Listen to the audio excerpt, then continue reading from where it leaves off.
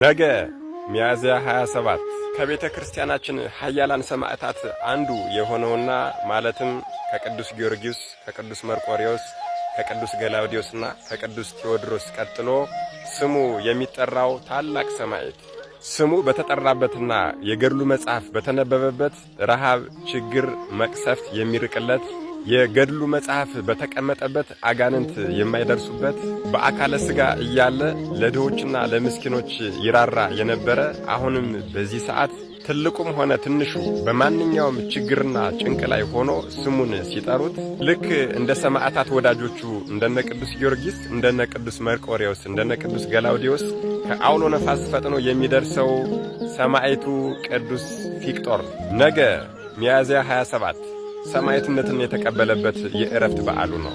ለዚህ ቅዱስ የአባቱ ስም ሕርማኖስ ነው። እርሱም ለዲዮቅልጥያኖስ የአማካሪዎቹና የሰራዊቱ አለቃ ነው። ስለ አምልኮ ጣዖት ሥራ ምክሩና ንግግሩ ሁሉ ከእርሱ ጋር ነበር። የእናቱም ስም ማርታ ይባላል። በክርስትናዋ የጸናች ታላቅ ብጽዕት ኃያል ተጋዳይ ነበረች። ቅዱስ ፊቅጦርም ባደገ ጊዜ አባቱ ወደ ንጉሥ አቀረበው። ንጉሡም በመንግሥቱ ውስጥ ሦስተኛ ማዕረግ አድርጎ ሾመው። የጨካኙ ንጉሥ የዲዮቅልጥያኖስ ሦስተኛ ማዕረግ ያለው ኃያል ሰው ነበረ። በዚያን ጊዜ ዕድሜው 20 ዓመት ነበረ። እርሱም የዚህን ዓለም ክብር ናቀ። ሥጋ አይበላም፣ ወይን አይጠጣም፣ ዘወትርም ይጾማል። ጸሎትንም ባለማቋረጥ በቀንና በሌሊት ይጸልያል። በክብር ባለቤት በክርስቶስም ስም የታሰሩትን ይጎበኛቸዋል፣ ለድሆችና ለምስኪኖችም ይመጸውታል። የቅዱሳን ቆዝሞስና ድሚያኖስ እናት ቅድስት ቴዎዳዳን በገደሏትም ጊዜ ንጉሡን ስለ መፍራት ማንም ሊቀብራት አልደፈረም ነበር። ይህ ቅዱስ ፊቅጦርም መጥቶ ሥጋዋን ወሰደ። ከንጉሡ ስለሚመጣው ቅጣትም ሳይፈራ ቀበራት። ከዚህም በኋላ ጣዖት ስለማምለኩ አባቱን ዘወትር የሚገሥጸውና ብዙ ጊዜም የሚመክረው ሆነ። አባቱም ወደ ንጉሡ ከሰሰው እንጂ በፍጹም አልተመለሰም ነበር። ተከሰም ወደ ንጉሡ ባቀረቡት ጊዜ አማልክት ያልሆኑ ርኩሳን ጣዖታትን ለሚያመልክ ሰነፍ ዝንጉ ልብ የለሽ ለሆነ ንጉሥ አላገለግልም አለ። ከዛሬ ጀምሮ ለሕያው ንጉሥ ለኢየሱስ ክርስቶስ እገዛለሁ፣ የሰጠኸኝንም ገንዘብህን፣ ንብረትህን፣ ሥልጣንን ንሳ ብሎ ከፊቱ ትጥቁን ፈትቶ ጣለለት። አባቱ ሕርማኖስም ወደ እስክንድርያ እንዲልከውና በሄርሜኔዎስ መኮንን ዘንድ በዚያ ቅዱስ ፊቅጦር እንዲቀጣ ንጉሡን መከረው። በዚያን ጊዜም ከአደባባይ አወጡት። እናቱም በብዙ ልቅሶ ልትሸኘው መጣች። እርሱም ሲመግባቸው ስለነበሩ የታሰሩ ምእመናን፣ ስለ ድሆችና ስለ ምስኪኖች፣ ስለ ሙት ልጆችና ስለ ባልቴቶች የሚሹትን በመስጠት እንድትጎበኛቸው አዘዛት። ከዚያም አፉን ለጉመው ወሰዱት። በእስክንድርያ አገር ወደ መኮንኑ ሄርሜኔዎስም ዘንድ በደረሰ ጊዜ ታላቅ ሥቃይን አሰቃዩት። የእግዚአብሔር መልአክ ወደ ሰማያት አውጥቶ ስለ ክብራቸው ለመናገር የሚያስጨንቁ የብርሃን ማደሪያዎችን አሳይቶ ወደ መኖሪያው መለሰው። መኮንኑ በእሳት በአፈሉት፣ በዝፍት በዲን ደግሞም አሰቃየው። ከዚያም በብረት አልጋ ላይ አስተኝተው ከበታቹ እሳትን አነደዱበት።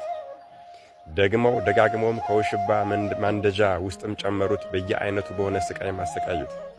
የክብር ባለቤት ጌታችንም ያጸናውና ከሥቃዩ ያስታግሰው መልአኩንም ልኮ ከቁስሉ ይፈውሰው ነበር።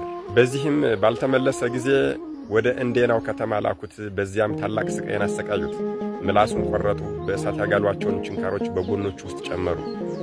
እግዚአብሔር ግን አጽንቶ አስታግሶ ያለ ጉዳት በደህና ያነሳው ነበር። ከዚህም በኋላ በዚያ በረሃብ እንዲሞት ከዱር ባለ ግንብ ውስጥ አሰሩት። እርሱ ግን መጥረብ የሚያውቅ ስለሆነ ላይዳዎችን በመጥረብና በመሸጥ በየጥቂቱ እየተመገበ የቀረውን ለድሆችና ለነዳያን እየሰጠ ኖረ።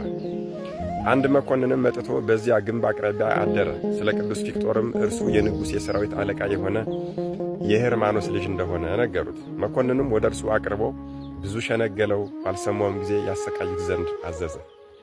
ጅማቶቹን መዘዙ፣ አፉን መቱት። ቁልቁል ሰቅለውም በእጆቹ ላይ ከባድ ደንጊያ አንጠለጠሉ። ከዚያም ከሚነድ እሳት ውስጥ ጨመሩት። ሙጫ፣ አደሮ፣ ማርና ዘይትንም አፍልተው በላዩ ደፉበት። በማበራያም አበራዩት። አፉንም በአሞትና በእሬት አመረሩት።